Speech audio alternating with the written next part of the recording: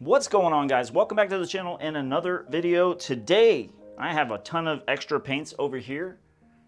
I have a fluorescent orange, titanium white, a violet, magenta. They both have a little bit of titanium white in them just to lighten them up, and then a cerulean blue. This was from my previous pour. I have leftover paints. I always make too much paint. So we're gonna do a flip and lip, and this time I'm not gonna forget to do the lip. But let's start layering the cup, you guys. How's everybody doing? I hope everybody's doing amazing. I'm having a great day.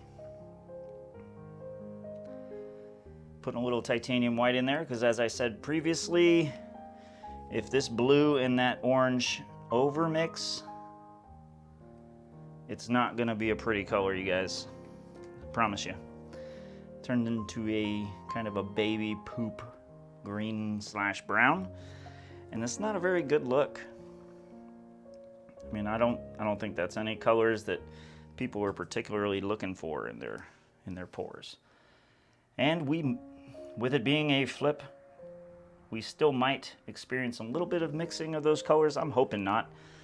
So I'm trying to be extra careful and make sure the white is a good barrier. I had to be more careful when I was pouring the white because it was just punching straight through. The white is meant to be a barrier between the cerulean blue and the fluorescent orange,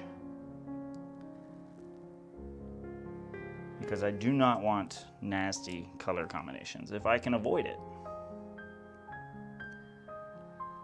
But I think I've told you guys a few times, but just to reiterate, just in case somebody missed it, if you mix colors that are opposite on the color wheel, they cancel each other out and create like a gray slash brown, really dull looking color combination. So we try to avoid that.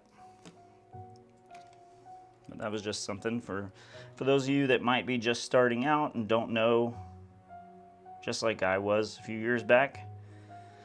I had no idea that colors would cancel each other out at all, but now I do, and now I make sure to try to prevent it when possible. All right, we're getting towards the end here, guys. Just trying to make sure I use up all these paints because I really don't want to waste any of them. If I can avoid wasting them, I will. And then we got I think we got a little bit of this blue left. We're towards the bottom of the cup anyway. A lot of the colors under here are gonna get hidden. But I'm still going to layer just in case, because we all know the paints are gonna do what the paints wanna do. And sometimes that's not what we want them to do, but there's plenty of times where we have happy little accidents, because there are no mistakes in acrylic pouring, you guys. We just have happy little accidents. So we got our cup layered. Yeah, so I am gonna put a little base coat, actually. I was thinking about it. I'm probably gonna end up having to do one of my messy flips, which is fine. Take that. Just give it a little bit of a spin, kind of stretch that base coat out a little bit.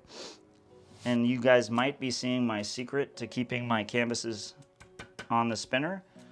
I just have a painter's tape looped on itself, and then I tape the backs of the canvases down. All right, let's go. Oh, oh man. Okay, well, if I do nothing right, I think I have mastered the messy flip for sure. Oh goodness, look at that. That's crazy. Yeah, we're gonna have to pop bubbles, but it's gonna make cells form, I'm sure of it. Oh man, look at those cells, you guys. Like magic. Like magic. Oh yeah. That's a lot of magic going on there. All right, well, let's take this and go around the magic. right. I think we're ready to flip. What do you guys think? Which way do I want to go? I'll go this way. Ooh. Okay. You guys can't tell me that it's not like magic every time you flip a cup.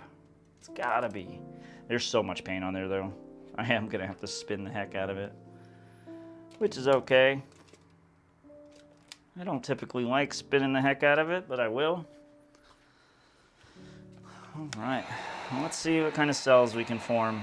I'm trying to pop bubbles mainly, but if we can start bringing some of these cells to the surface, then they're just gonna grow to be very, very large. And if you saw what happened when I used the torch, it made some really tiny cells. And what I wanna see is larger cells. So, I'm just kind of letting that silicone warm up. There's so much paint there though that I think the silicone is having a hard time pushing through to the surface. There's a couple cells there. Oh, you know what I forgot? I did. I forgot it. You know what? We can still do it. I forgot to do the lip, you guys. Twice. That's twice. All right, so I like this fluorescent orange. There we go. And, oh yeah. Oh, okay. There we go. Now it is a flip and lip.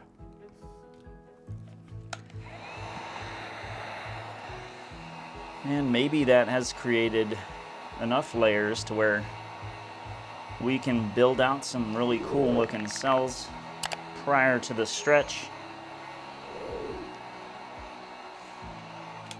Yeah, man, that looks cool.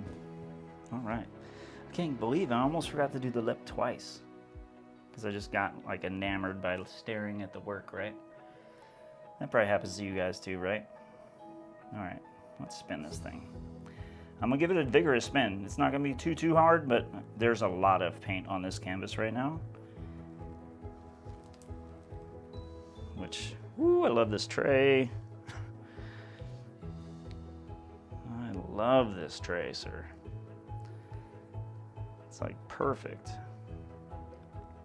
I'm gonna let it continue to spin just a little bit. I wanna make sure that since I spun it hard, it pushes all the paint and makes like a concave surface on the center of the paint.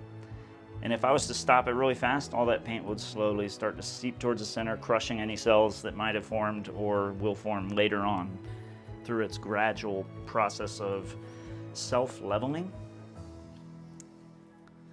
So we're kind of just letting it do what it's gonna do. I am so happy we did not get a ton of mud, because these colors, the orange and the blue, they do not like each other at all. But we did get some really cool transparencies in the colors,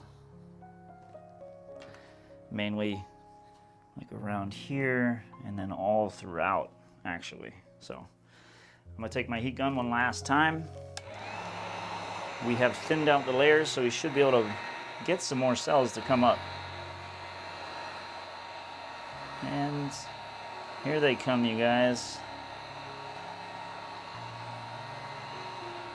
It's not a ton of cells, but it is also, with the heat gun, a slow and gradual growth instead of very, very fast and explosive like it could be if I used the torch.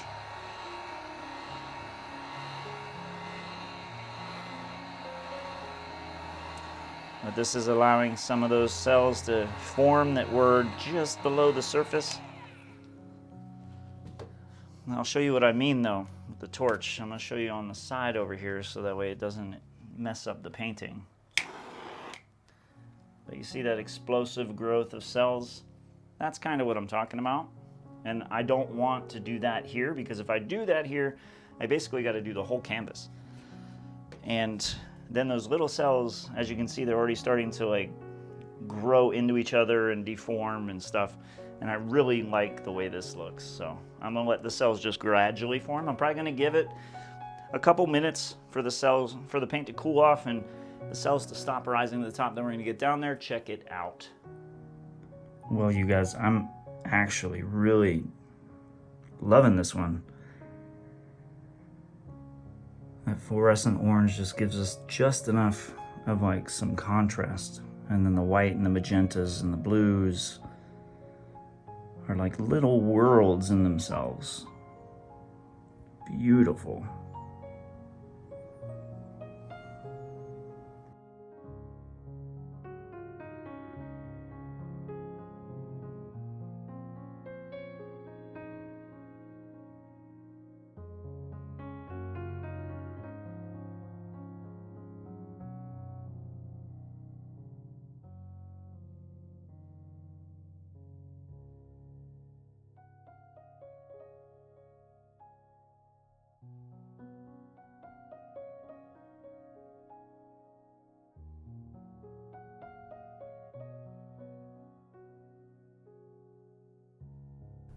If you want to watch another video just like this, click the screen right now and I'll see you there.